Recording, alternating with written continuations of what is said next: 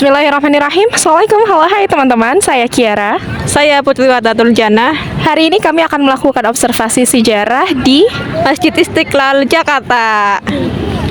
Sejarah berdirinya Masjid Istiqlal.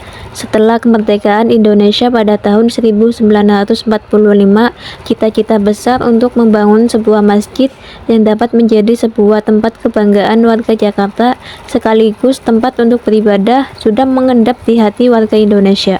Kiai Haji Wahid Hasyim, Menteri Agama Republik Indonesia pertama, dan beberapa ulama mengusulkan untuk mendirikan masjid yang mampu menjadi simbol bagi Indonesia.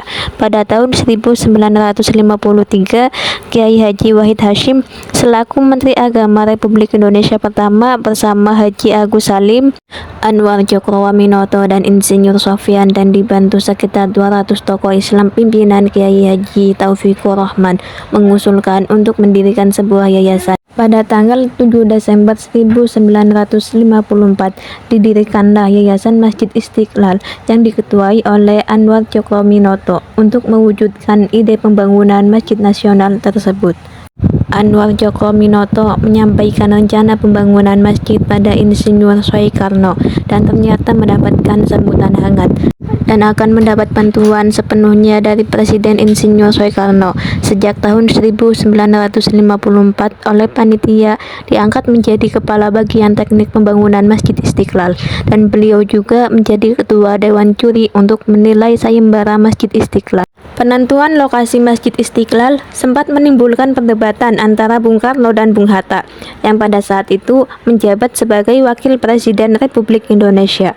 Bung Karno mengusulkan lokasi di atas bekas benteng Belanda Frederik Hendrik dengan Taman Wilhelmina yang dibangun oleh Gubernur Jenderal Van den Bosch pada tahun 1834 yang terletak di antara Jalan Perwira, Jalan Lapangan Banteng, Jalan Katedral, dan Jalan Veteran. Sementara Bung Hatta mengusulkan lokasi pembangunan masjid terletak di tengah-tengah umatnya, yaitu di Jalan Tamrin, yang pada saat itu di sekitarnya banyak dikelilingi kampung-kampung. Selain itu, ia juga menganggap pembongkaran benteng Belanda tersebut akan memakan dana yang tidak sedikit. Namun akhirnya Presiden Soekarno memutuskan untuk membangun di lahan bekas benteng Belanda karena di seberangnya telah berdiri gereja katedral dengan tujuan untuk memperlihatkan kerukunan dan keharmonisan kehidupan beragama di Indonesia.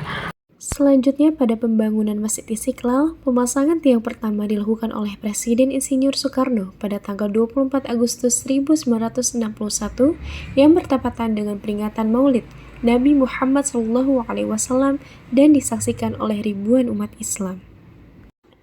Pada tahap pelaksanaan pembangunan masjid ini tidak berjalan selalu lancar.